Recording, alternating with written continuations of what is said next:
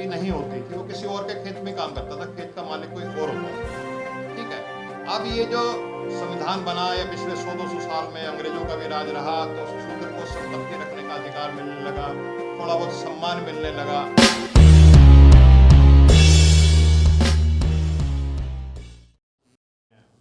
Already बता दिया कि कल जो होने वाला मिशन जय भीम का जो प्रदर्शन है लेटरल एंट्री के खिलाफ, हम उसको पूरा समर्थन करते हैं।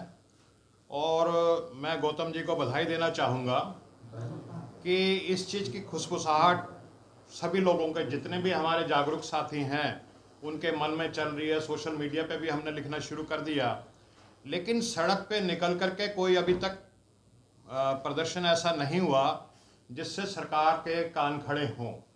और जैसा रतनलाल जी अक्सर कहते हैं कि लोहिया जी की जो कोटेशन कहते हैं कि जब सड़कें सुनसान हो जाती हैं तो संसद आवारा हो जाती है। ये सही बात है कि ये सरकार और संसद जो है ये आवारा हो चुकी है और इसको दोबारा से लाइन पे लाने की आवश्यकता है। 3 मुद्दे संविधान बचाओ संघर्ष समिति लेकर के चलती है आजकल।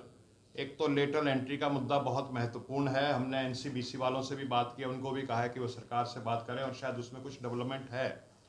दूसरा जो निजीकरण का मुद्दा है, निजीकरण के द्वारा सामाजिक न्याय की जो नीति है, और वो नीति अचानक नहीं बनी।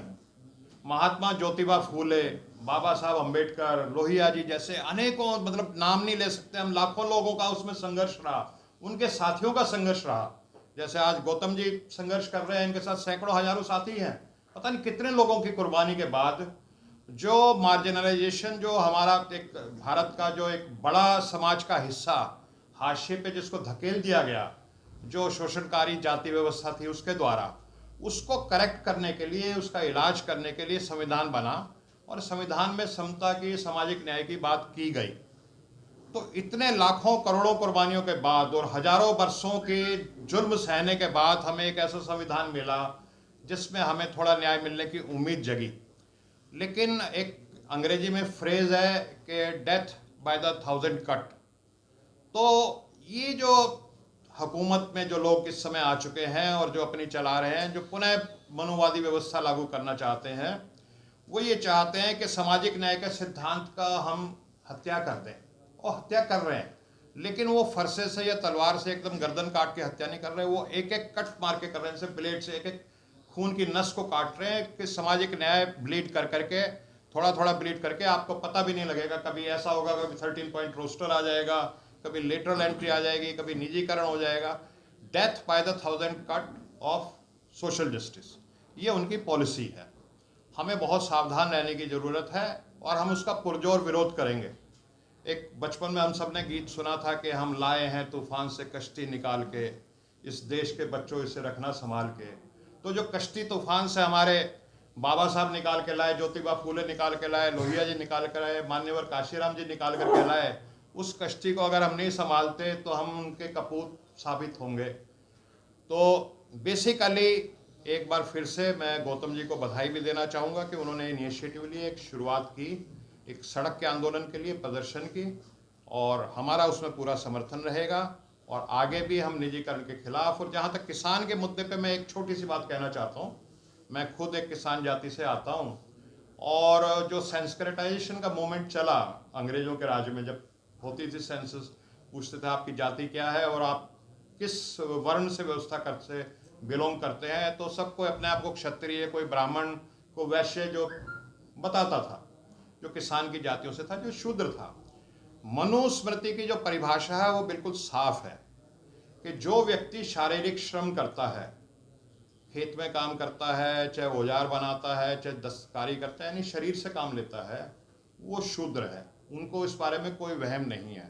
लेकिन ये है कि हम बहुत सारे जो ओबीसी के लोग हैं अपने आप को क्षत्रिय कहते हैं या ब्राह्मण कहते हैं या वैश्य कहते हैं, लेकिन ये फैक्ट है। और शूद्र के पास उस समय जब मनुवादी व्यवस्था थी, संपत्ति नहीं होती थी, वो किसी और के खेत में काम करता था, खेत का मालिक कोई और होता था। ठीक है। अब ये जो संविधान बना या पिछले 100-200 साल में अंग्रेजों का भी राज रहा, तो शूद्र को संपत्ति रखने का अधिकार मिलने लगा, थोड़ा बहुत सम्मान मिलने लगा, और वो अपने खेत का मालिक होने लगा। तो जो किसानों के ऊपर जो ये नई नीतियां लाई जा रही हैं, वो शूद्र को दोबारा से शूद्र बनाने की और वनवादी व्यवस्था की ही एक बड़ी चाल है, अगर उसको हम गहराई से समझें। तो इन्हीं शब्दों के साथ मैं एक बार फिर से गौतम जी को बहुत बहुत बधाई देता हूँ कि आप इस मिशन को लेकर चल रहे हैं, और हम इसमें आपके साथ कंधे से कंधा मिला करके पूरा साथ देंगे।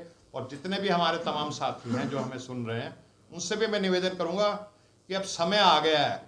वो कहते हैं कि निकलो बाहर मकानों से, जंग लड़ो बेईमानों से। तो अब अपने घरों से निकलने का समय आ गया है। हमें घरों से निकल करके सड़क पे आना होगा और ये जंग लड़नी होगी। जो हमारे पूर्वज, हमारे बुजुर्ग हमारे लिए उपलब्धियां दे के गए हैं, उसको हमने ना सिर्फ बचाना है बल्कि उसको आगे बढ़ाना है। तभी हम उनके सच्चे सपूत और उनके अनुयायी और उनके फॉलोअर साबित होंगे।